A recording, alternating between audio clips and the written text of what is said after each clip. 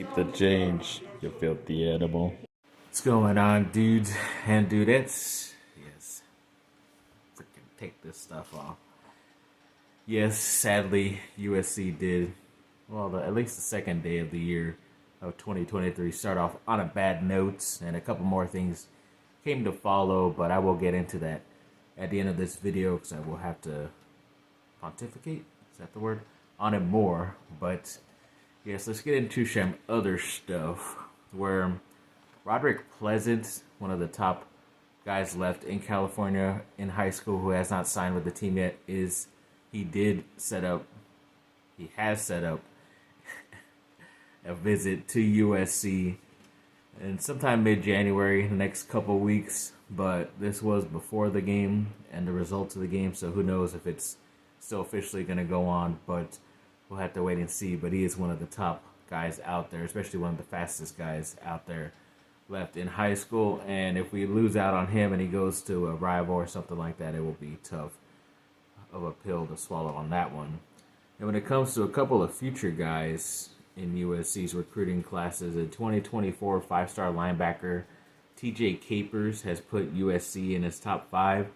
The only reason why I'm kind of okay and excited about this is because right now it's just, against Colorado, Louisville, Miami, and I believe Georgia, who's obviously in the championship. But some of those other teams I think USC could beat out for him. But once again, after their performance, who knows? Then when it comes to a 2024 5-star, I believe he's like a top 5 safety, something like that in his class, KJ Bolden. He recently put USC in his top 15 overall. So as of right now, he's still, deciding, trying to cut his list down to probably 10 or so, or 8, and then again to 5 or 3, something like that. So hopefully USC does make it. He is one of the better defenders in the 2024 class, so we'll just have to wait and see.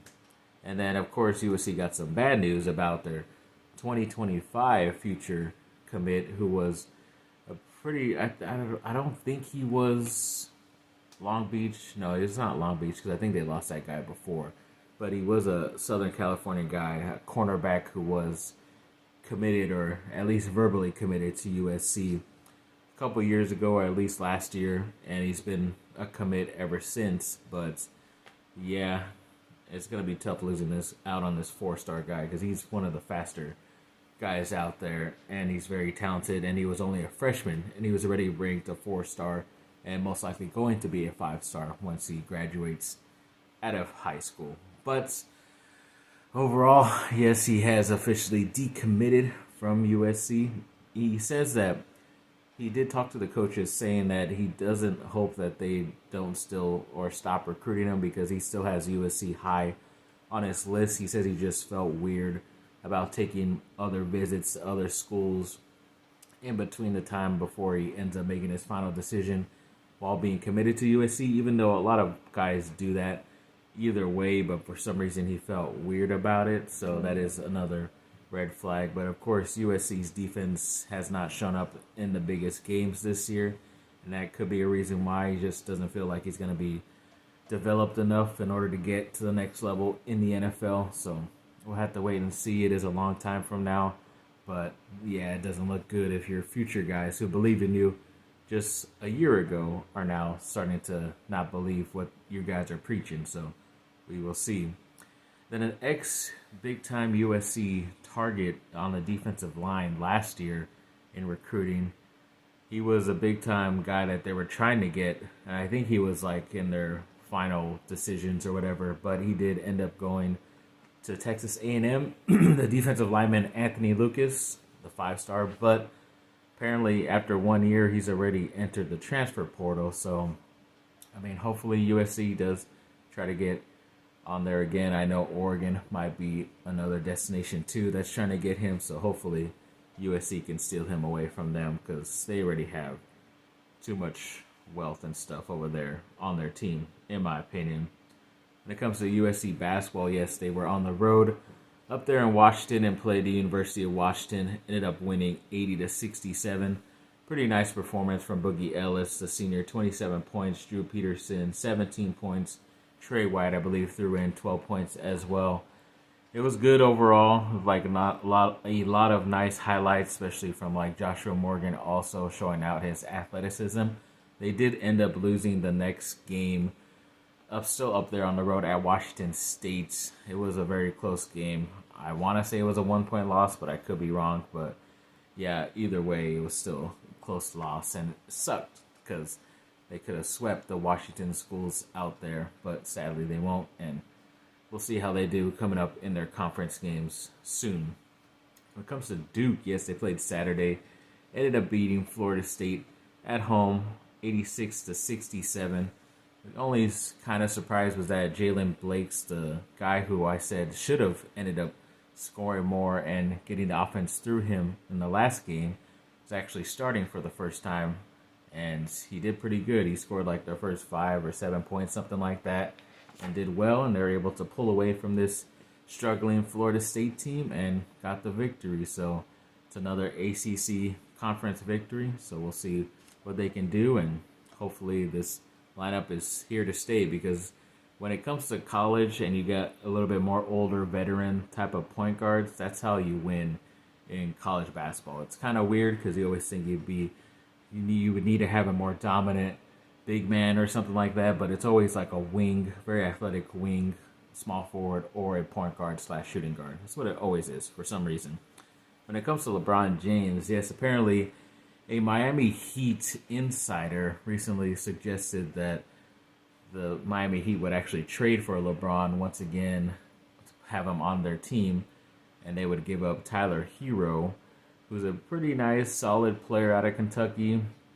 He's on a big contract right now. He did deserve it, and they would get, I think, a lot of first-round picks, but those first-round picks don't really matter when I think of it, because if LeBron's on the team, then Miami is most likely in the playoffs and going to be competing for championships, so the pick isn't going to really benefit you in the end, so that kind of sucks. But I mean, to get a Hero guy who's obviously an ex-Kentucky guy like an Anthony Davis might be good or something if Davis could stay healthy. I don't know. It's an okay trade. I would just hope the Lakers get something else from Miami as well. Then when it comes to my All-Star picks, yes, I did end up voting a couple days ago, just because at that day it was like 2 times the amount of votes, and I kind of have my guys set on who I think have been playing really well up to this point. Hopefully they can stay healthy and get into the All-Star game. Just never know. But as of right now, my West All-Stars are LeBron James, throwing up crazy numbers. Luka Doncic, my favorite guy, also throwing up crazy numbers. Recently had a 60-point game the other day. Shai Gilgeous-Alexander has been great the past 2 years, and he's still just continuing to get better. On a crappy team, yes, but he is still the best player on that team. Zion Williamson, just showing how great he is, the next Duke guy. And, of course, Nikola Jokic, the center from Denver, who's always looking to get a triple-double as well. He recently had one the other day also. So, yeah, overall, these are some pretty good guys. Definitely good all-star starters. I think maybe half of these guys will be probably the guys who might not get it, or maybe Zion, but maybe Shai Gilgeous, because it will be his first year, so he's definitely going to make the all-star team, maybe not as a starter, but we will see. And on the East, I have it going with the 2 guards and Donovan Mitchell, who just yesterday scored 71 points, so of course he's going to get a lot of recent votes. And also Trae Young as well.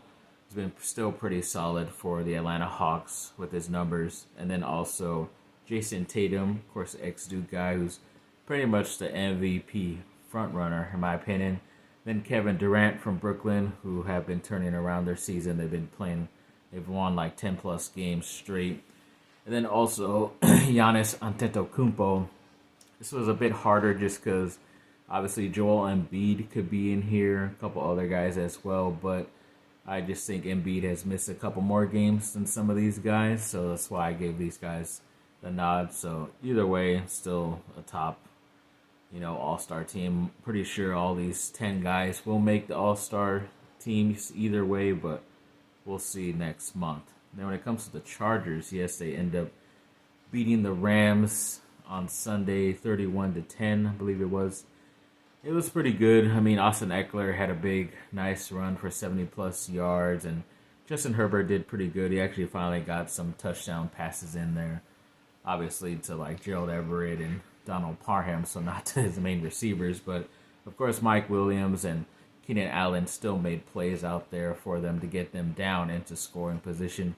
And the defense stepped up. Obviously, you're playing Baker Mayfield, who is not the main guy, and a lot of guys are missing for the Rams. I just glad to see that the Chargers stood up in this game and took care of business instead of just letting this get to a close game at the end, or letting the Rams play better than they should be. And they were able to get a lot of sacks and tackles for a loss and bad plays. And yeah, Akers still did rush pretty well, but he didn't get like crazy numbers or any of the backup guys where, rushing has been the bad thing for the Chargers. And even Joey Bosa was back. He did not play the whole game. He was just in there in spots times, and it was still good just to see him out there, even if he didn't get a stat. I didn't look that up, but like I said, the next couple games just ease him in a little bit instead of just going, full force, and then hopefully he'll be 100% ready to go when the playoffs start. And yeah, obviously the crazy thing that happened, I can't believe it's taken me 11 minutes to mention this, but of course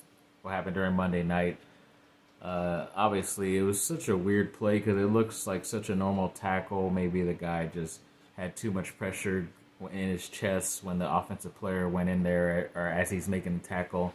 And of course, as that defender got up, Damar Hamlin ended up going down and of course was unresponsive, and he ended up having a cardiac arrest, as the team mentioned later in their tweets. And of course they pretty much revived him on the field, were able to get him to the closest hospital in Cincinnati, and he was pretty much going through the process as of right now. Nothing 100% sure about if he's going to be 100% good. He's still in critical condition. They were able to get some other stuff going and stuff, his vitals working, but yeah, as of right now, it's just a waiting game. And of course, they suspended the Monday night game, as they should have. I don't know why it took as long as it did, but that's the NFL and their money schemes and trying to, pay their people who paid for the commercials and all that crap. And then, of course, trying to reschedule the game as well, I'm sure. But of course, some of the players were willing to go out there not knowing the status of him. And of course, since it wasn't up in the air, I just already knew that game was going to be canceled, as it should have been. And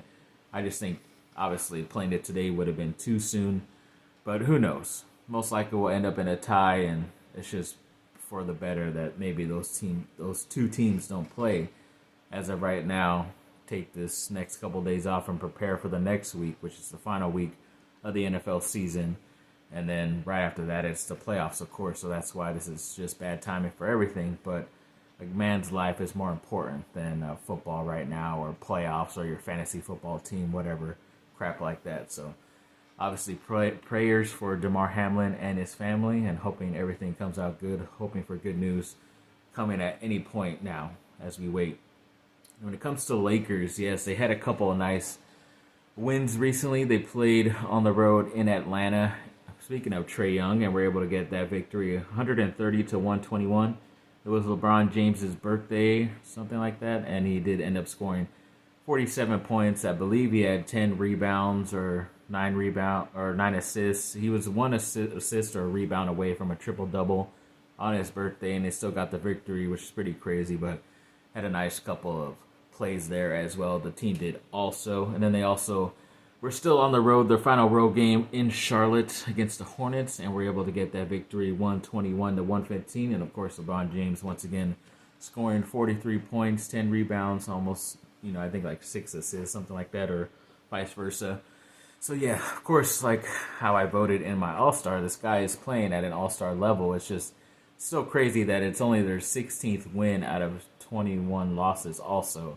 So they're still under 500 for the Lakers are, which is amazing. But yeah, this guy is obviously playing out of his mind. And the Lakers, yeah, they're getting wins here and there, but they're also losing still more than they're winning by their obvious record. So we'll see once Anthony Davis gets back. We'll see how it goes, but you just never know with this stuff. And then when it comes to Malachi Nelson, he recently mentioned had a quote saying that there's not a lot of players, especially a lot of quarterbacks, he would have been willing to sit behind at least for a year. that, he would have gone to any other school and waited, but he does not mind coming to USC and waiting 1 year at least until Caleb Williams decides if he's going to go to the NFL or not, which is most likely. So it's only going to be sitting on the pine for 1 year, and he'll be ready to go, hopefully, in his sophomore year. Malachi Nelson, that is. But I know Caleb has said recently that he wants to win a national championship, and that's probably one of his life goals. But when the NFL's calling and you're going to be the number one pick, it's like, kind of, what's the point, Just go and move on and get all that accolation out there. Get ready for the NFL instead of just trying to win in college and then you get hurt and then may never come back for that. So we'll see. And of course, there was an article after that game because I'm not mad at Caleb Williams because he wasn't even 100% against Tulane and he still played out. I think he even has the record for the most passing yards in a Cotton Bowl game. It was like over 400 plus, and he had 5 touchdowns as well in the game, and USC somehow still lost. But yes, he did play great, and of course fans are already saying that their teams in the NFL should already try to tank for him just because of how great he looks and can be, and he's not even 100%. So obviously that's already been going on. And of course, just all his accomplishments this year, the Heisman winner, Maxwell, all those quarterback awards, or the best offensive player of the year, and Pac-12, All-Americans, AP All-Americans, all that stuff.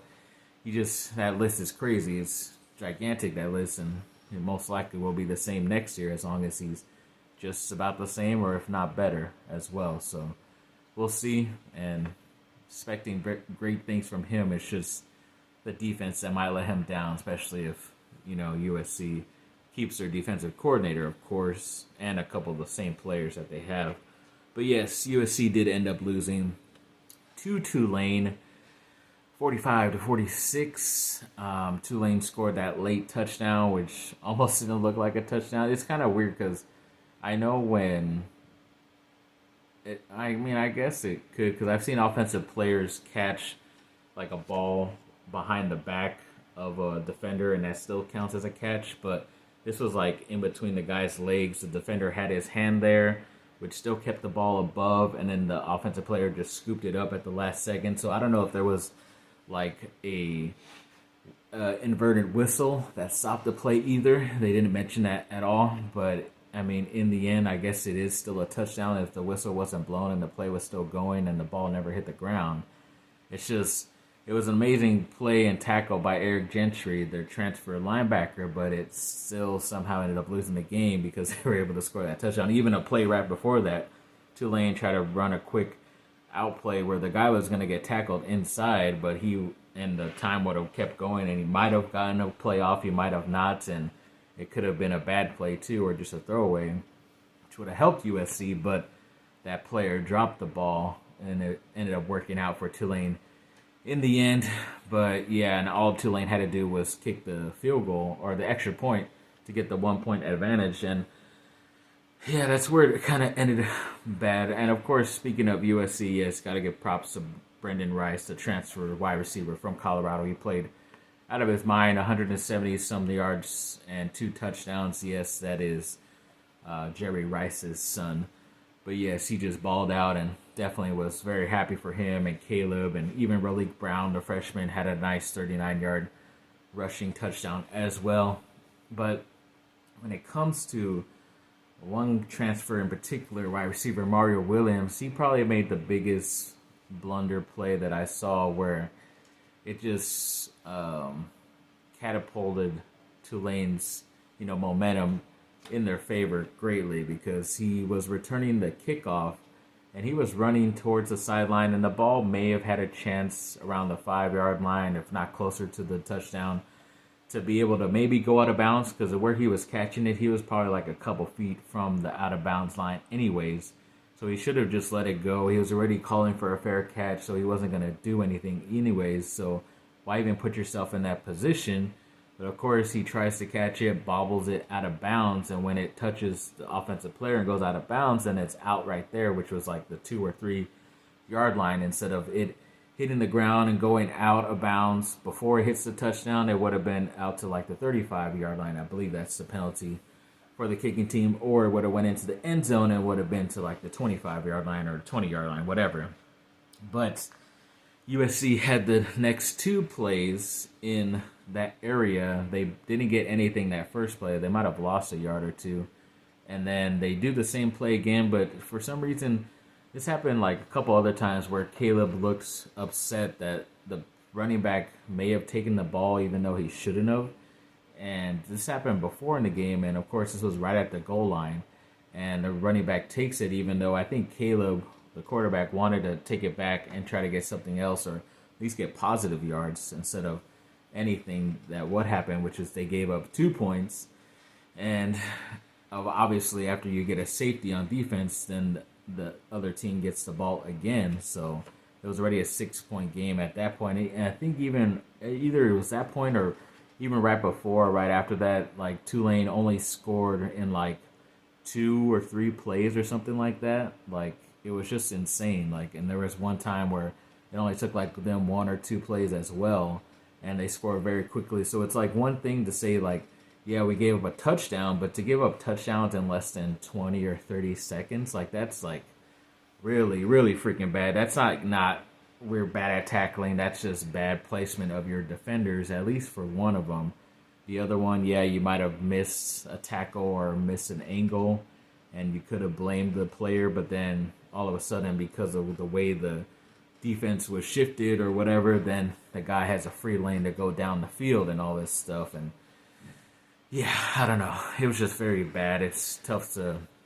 I don't even know if I'm going to put any highlights. Obviously, Brendan Rice and Caleb Williams did good. There's a lot of crazy, acrobatic, nice catches and touchdown plays and stuff. But yeah, it's just... If I were to put anything up, it would just be the bad plays, because that's how... And USC had missed a kick for 3 points that they kicked a 50-some-odd yard field goal when the guy, Dennis Lynch, really hadn't been kicking that far. I think his farthest he had ever kicked was like 42 or something like that.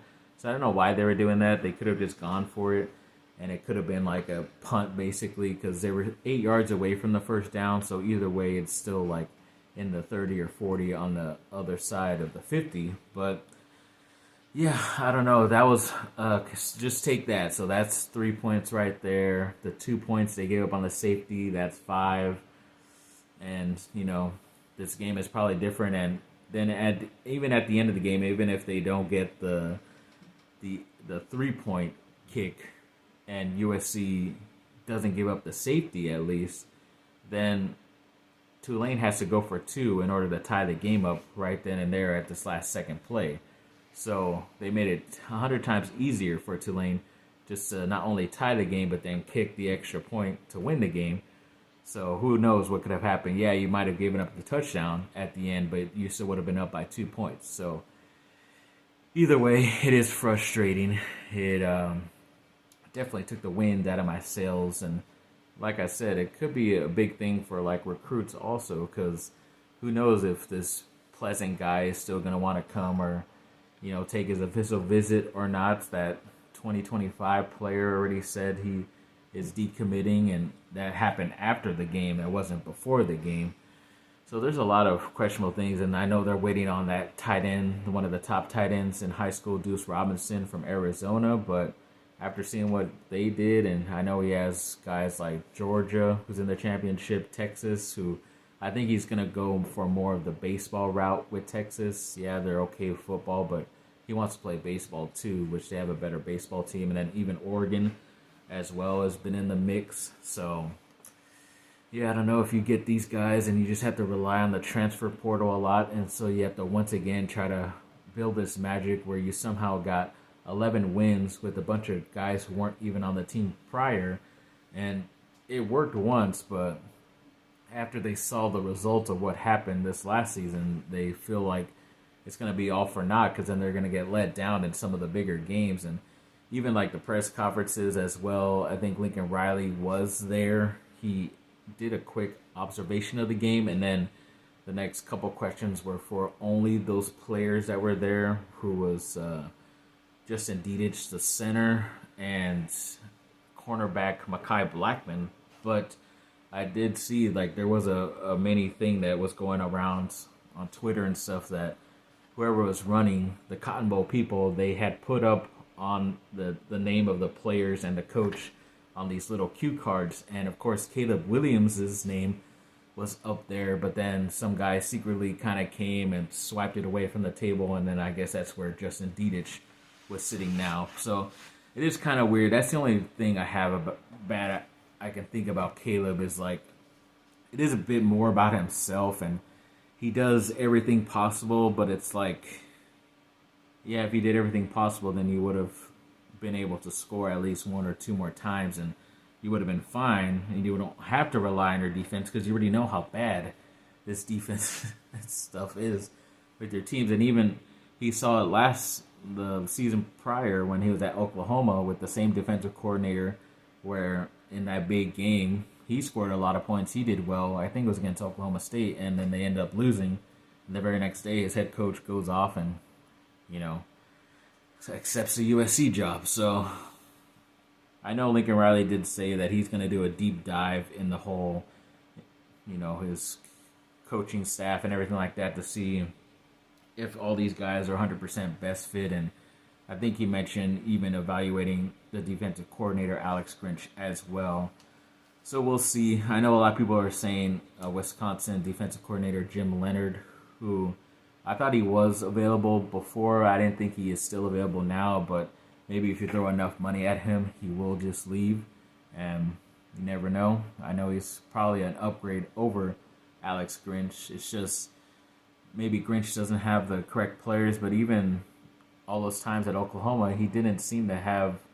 He had good enough players, and they didn't ever really go far anyways. I know they went to the Final Four teams once, maybe twice, and they didn't win and advance to the finals. So, yeah, another couple big games, and his defensive guys don't step up. So, I know I've been rambling on, but at least I'm able to talk about this and not get upset about it just because I know they beat themselves and the football gods just had other things. Just because if you go different plays here and there, if certain things don't happen, USC does end up winning this game. And I think this was like the 6th time Lincoln Riley has led a team where they were winning by 14 points and he has lost all those games. And I think he leads all of college football in that statistic, which is obviously pretty crazy. I mean, you would think it's not his fault because he could take like a couple of regular average Joes on offense and make them really prolific. He just needs a good enough defensive coordinator to, stop those guys. But I don't know, maybe time to cut the cord with Alex Grinch. It might be too early just because it was the first year. Obviously, I always say, like, I'm just surprised and elated that they are even at this point, even at the end of that Pac-12 conference championship game where they lost. It's like, yeah, they made it here, they lost. I'm not feeling as bad because I didn't even expect them to reach here. I thought maybe 9 wins. They were 2 more than that, and I think it just hurts because it was like just if you won that game, you're most likely into the Final Four. Yeah, you probably lose in these games, but maybe not because the number 2 team ended up losing Michigan, and even Georgia had a run for the money against Ohio State in that game. So you just never know with the type of offense that Caleb can put up, and if he's healthy too. So you just never know. But yeah, I guess that's they just had different plans, and we'll see what happens next year. Hopefully it is more beneficial, but it is going to get tougher, especially if it's the same coach, because a lot of these good quarterbacks in the Pac-12 are returning, and USC has to play the teams of Washington and Oregon, who were better this year, which they didn't have to play this last season. They have to play them. They might have to play Oregon State too, who's going to be pretty good, and ASU, you never know, is a wild card. Colorado has Deion Sanders as their head coach now, who you have to play. UCLA is going to be formidable, even though that's hard for me to say. But yeah, either way, it could be fun. It could be a disaster next year. I just hope Lincoln Riley doesn't try to, run off and with his tail between his legs and go for any NFL job. I think there was a random guy that tweeted on Twitter that he was going, that after the loss, Lincoln Riley went up to Denver talk about the head coaching job up there, but that's an even worse job than USC is. So I don't know why he would put himself through that crap. Because, yeah, I mean, it is the NFL. Everyone thought he was going to be going to Dallas anyways, because he always seems to be at the top of their list whenever they want a new coach. But I don't know. He hasn't been that successful in the Cotton Bowl or playing in Texas, so I don't know why you would want him. But it would be kind of funny if he was the head coach of the Cowboys, and it would just be funny. So yeah, I think that's all I have. Yeah, that's pretty much it. So yeah, I guess I'll have to retire some of my USC stuff, at least until maybe early February, to hope that we get a player or two and maybe some more guys transfer. I know there's a couple of good offensive linemen, a guy from Stanford, Walter Rouse, who is in the transfer portal. That's a gigantic left tackle guy they could get. They did get that Michael Tarkin guy from Florida, who's pretty much a plug-and-play type of guy. So they won't have to rely on this younger offensive line, but still they think they need another guy or two, especially even on the defensive line. They need a couple more guys, and yeah, we'll see, because it's not just going to be the young guys coming in, Tackett Curtis and Braylon Shelby on defense, that are going to help you out to win greatly next year. So they will help out, but you just never know with injuries and if they're 100% ready to go. So a lot of other teams around the Pac-12 gotten better, and yes, all they do is move from a lowly Pac-12 up to the Big Ten after this season, and it's just going to get more difficult, because then you'll have to play the likes of Michigan and Ohio State and Penn State on the more regular. So we'll see. Thanks for watching, people. Like and subscribe. Comment down below. Let me know what y'all think. Have a great rest of your day. It's been 31 minutes. I'm surprised I still have my voice. Fight on. Thanks for watching, and Happy New Year.